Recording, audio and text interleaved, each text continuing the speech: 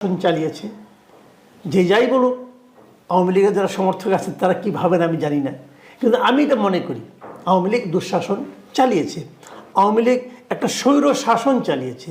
আওয়ামী লীগ মানুষের বাক স্বাধীনতা কেড়ে নিয়েছিল, মানুষের ভোটের অধিকার পর্যন্ত কেড়ে নিয়েছিল, ভোটিং সিস্টেমটাকে আওয়ামী লীগ ধ্বংস করে দিয়েছিল।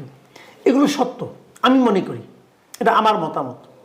এতে যদি আওয়ামী লীগের কোনো অনুরক্ত আমার ওপর ক্ষুব্ধ হন, কিছু করার নেই। আমি যেভাবে ভাবি সেভাবেই বললাম। কিন্তু তারপরেও আমি মনে করি এর জন্য মূলত দায়ী আওয়ামী লীগের নেতৃত্ব। যারা আওয়ামী লীগকে লিড করেছেন এই 15 বছর তারা দায়ী। আওয়ামী লীগের যে অগণিত নেতাকর্মী সারা দেশে ছড়িয়ে ছিটিয়ে আছে, অগণিত, তারা নয়। তাদের মধ্যে অনেককে আমি দেখেছি, অনেকের সঙ্গে কথা বলে জেনেছি, তারা আনহ্যাপি ছিলেন। এই ধরনের ভোটাধিকার কেড়ে নেওয়া, ভোটিং সিস্টেমকে নষ্ট করে দেওয়া, এটাকে তারা সমর্থন করেননি। তারপরেও আমি এখানেও দেখেছি এই জিনিসটা, যে আমাদের বর্তমানে যে আন্দোলন 2024-এ যে আন্দোলন, গণ আন্দোলন, যে আন্দোলনের কারণে শেখ হাসিনা এবং তার সরকারের পতন ঘটল, সেই আন্দোলনের সঙ্গে যারা জড়িত অথবা নিজেদেরকে জড়িত বলে দাবি করেন যারা, তাদের মধ্যে একটা প্রবণতা যে আওয়ামী লীগকে নিষিদ্ধ করতে হবে, এবং তারা তড়িঘড়ি করে ছাত্রলীগকে নিষিদ্ধ করতে পেরেছেন। এখন তারা আওয়ামী লীগকে নিষিদ্ধ করার একটা প্রক্রিয়া তারা কিন্তু হাতে নিয়েছেন, এবং যদি আওয়ামী লীগ নিষিদ্ধ হয়ে যায় তাহলে তো আওয়ামী লীগ নির্বাচনে আসতে পারবে না, এটা বাস্তব।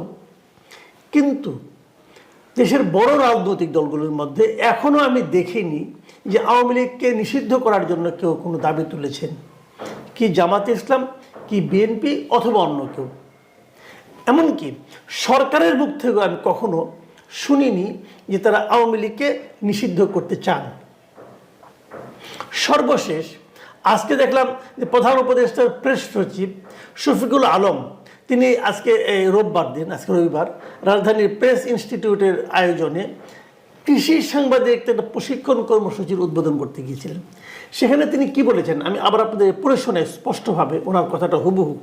তিনি বলেছেন, দল নিষিদ্ধ করার কোনো ইচ্ছা অন্তর্বর্তীকালীন সরকারের নেই। রাজনৈতিক দলগুলোকে এই বিষয়ে সমাধান করতে হবে। তবে আওয়ামী লীগ জাতির কাছে দুঃখ প্রকাশের পরিবর্তে অবিরত মিথ্যা তথ্য প্রচার করছে। আমি এই শফিকুল আলম সাহেবের এই 3টা বাক্য দিয়ে একটা আলোচনা করি। প্রথমত, দল নিষিদ্ধ করার কোনো ইচ্ছা অন্তর্বর্তীকালীন সরকারের নেই। এটা নেই যেটা আমরা টের পেয়েছি, এবং ওনার মুখ থেকে আরও একবার উচ্চারিত হওয়ার কারণে আমি ওনাকে ধন্যবাদ জানাচ্ছি, যে এটা আসলে এই নিষিদ্ধ করার ইচ্ছা থাকলে অথবা নিষিদ্ধ করা হলে দেশে একটা এলোমেলো পরিবেশ তৈরি হতো। দ্বিতীয় যে কথাটা উনি বলেছেন, রাজনৈতিক দলগুলোকেই এই বিষয়ে সমাধান করতে হবে, এই জায়গাটা আমার কাছে কনফিউজিং মনে হয়েছে। আমি ঠিক বুঝতে পারিনি যে আওয়ামী লীগ নিষিদ্ধ করা হবে কি হবে না, এটা রাজনৈতিক দলগুলো কিভাবে ঠিক করবে, এটা আমার কাছে ক্লিয়ার না, একদমই ক্লিয়ার না। রাজনৈতিক দলগুলো চাইলেই কি আওয়ামী লীগকে নিষিদ্ধ করা হবে? আওয়ামী লীগ ছাড়া অন্য সব রাজনৈতিক দল যদি চায় যে আওয়ামী লীগকে নিষিদ্ধ করা হোক, তাই করতে হবে। কেন করতে হবে? সেই রাজনৈতিক দলগুলো ছাড়া তার বাইরে কি আর কেউ নাই এই দেশের নাগরিক? কাজে একটা দলকে নিষিদ্ধ করার জন্য অন্য অন্য দলগুলির সহযোগিতা সরকার কেন চাচ্ছে? সরকারকে তাদের হেল্প চাচ্ছে, যে আমার কোনো ইচ্ছা নাই, যদি তোমরা এসে হেল্প করো তাহলে আমি নিষিদ্ধ করবো। ভাই, এই ধরনের কথা বলে তো কোনো লাভ নাই, এগুলো তো কোনো কথা হলো না। এবং এগুলি খুবই আপত্তিকর অ্যাটিচিউড আমি মনে করি, এটা হওয়া উচিত না। অন্যান্য দল চাইলেও আমি মনে করি একটা রাজনৈতিক দলকে নিষিদ্ধ করা কোনো গণতান্ত্রিক কাজ নয়। 3 নম্বর যে পয়েন্ট উনি বলেছেন, যে তবে আওয়ামী লীগ জাতির কাছে দুঃখ প্রকাশের পরিবর্তে অবিরত মিথ্যা তথ্য প্রচার করছে। ওনার এই বক্তব্যের সঙ্গে আমি খুবই একমত।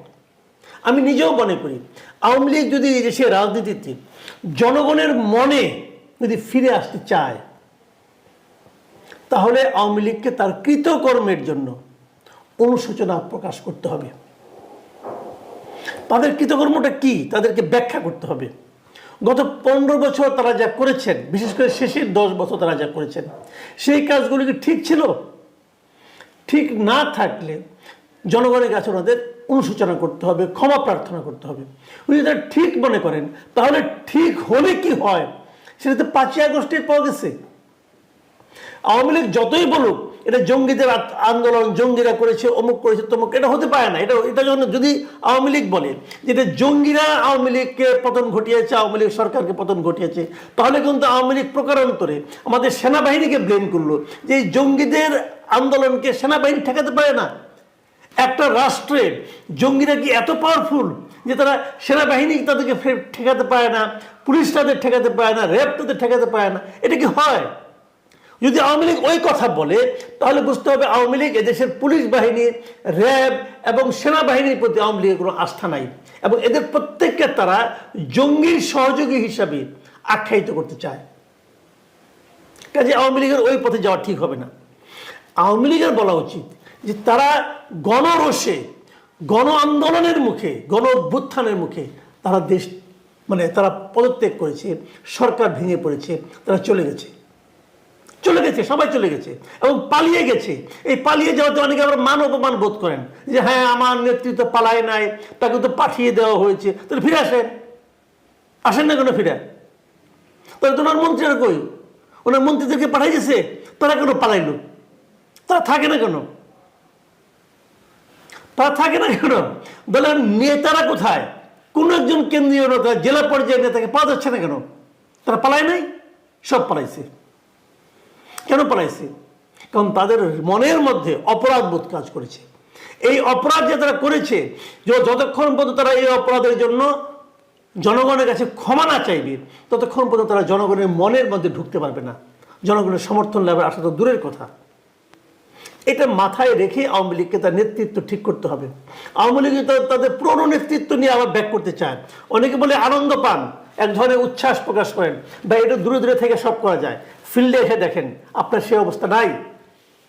এটা হলো একটা কথা। কিন্তু আমি মূল যে কথাটা বলার জন্য এত আলোচনা করলাম, সে আলোচনাটা হলো, আমি মনে করি আগামী নির্বাচনে আওয়ামী লীগ অংশ নিতে পারবে। কারণ যদি অংশ নিতে না পারত তাহলে এই প্রধান উপদেষ্টা, প্রেস সেক্রেটারি বলতেন যে তারা আওয়ামী লীগকে নিষিদ্ধ করার প্রক্রিয়ার সঙ্গে আছেন।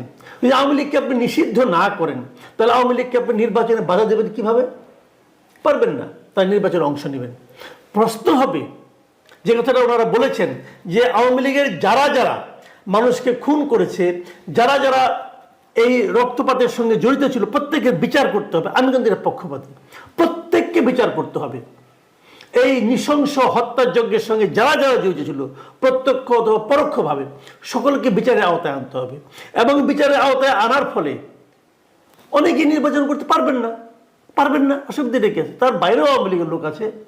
আমি তো মনে করি এদেশে আওয়ামী লীগের কর্মী সমর্থকের সংখ্যা 2 কোটির উপরে আছে। না হয় আপনার 10,000, 20,000, 1 লাখ, 2 লাখ লোক চলে গেল এভাবে, বাদ বাকি সবাই তো থাকবেন। তাদের মাঝখান থেকে নতুন নেতৃত্ব গড়ে উঠবে। আওয়ামী লীগকে লোক হয়তো প্রত্যাখ্যান করবে, হয়তো করবে, কারণ আওয়ামী লীগের এই শাসনের দায়ভার নতুন নেতৃত্বকেও নিতে হবে। হয়তো আওয়ামী লীগকে প্রত্যাখ্যান করবে, কিন্তু করুক, আমি সেটাও চাই।